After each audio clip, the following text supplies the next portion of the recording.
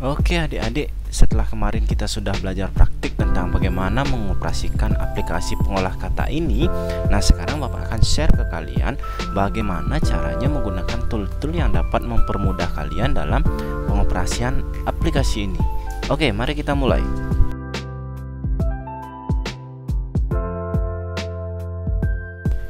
Nah, banyak Bapak lihat saat kalian praktik membuat surat kemarin, ada yang kepencet atau ada yang tidak sengaja merusak dokumennya gitu ya. Misalnya seperti ini, Bapak sudah membuat dokumen bagus-bagus, ternyata karena salah memblok Bapak terhapus tulisannya ya.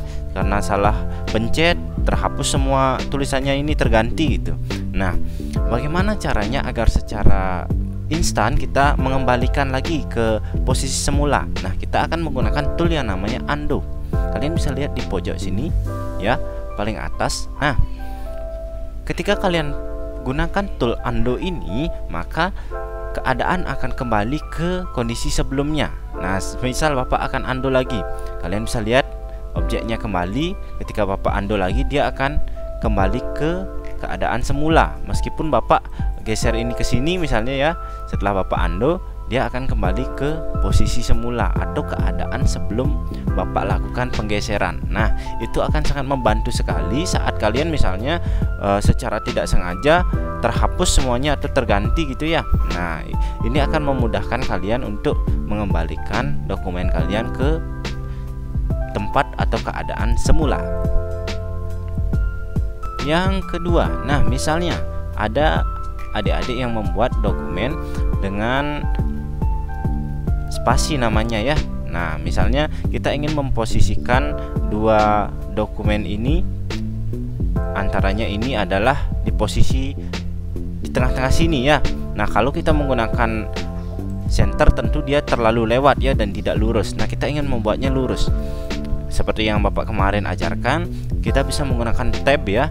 Nah, namun ini tidak instan ya. Tidak instan dan kita ingin melakukannya secara instan. Nah, kita bisa menggunakan quick spacing namanya. Kalian tinggal blok objek yang kalian inginkan. Nah, kalian pergi ke menu page layout. Nah, di sini ada indent ya.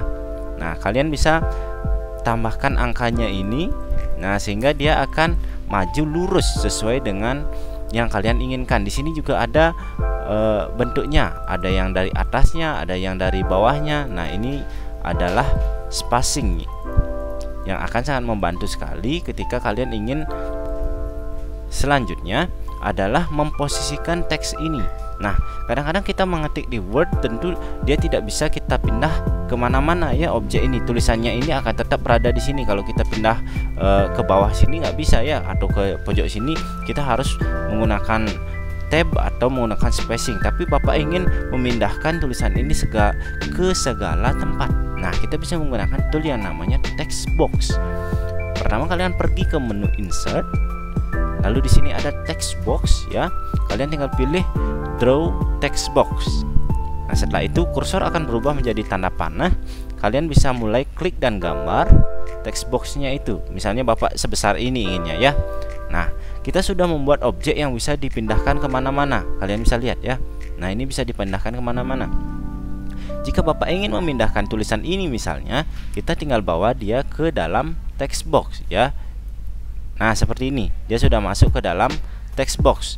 Kita harus hilangkan dulu spacing yang tadi ya, agar dia tidak masuk ke dalam, karena dia akan mengikuti juga format yang dokumen yang sebelum dimasukkan text box. Nah, seperti ini misalnya ya. Oke, nah setelah seperti ini kita sudah bisa menggeser ini kemana-mana.